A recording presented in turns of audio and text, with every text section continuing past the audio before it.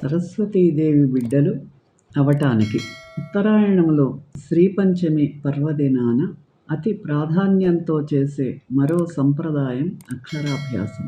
దేశవ్యాప్తంగా గల అనేక మంది హిందూ కుటుంబాల్లో 3 నుంచి 5 సంవత్సరముల వయస్సు మధ్య పిల్లలకు అక్షరాభ్యాసం చేయిస్తారు.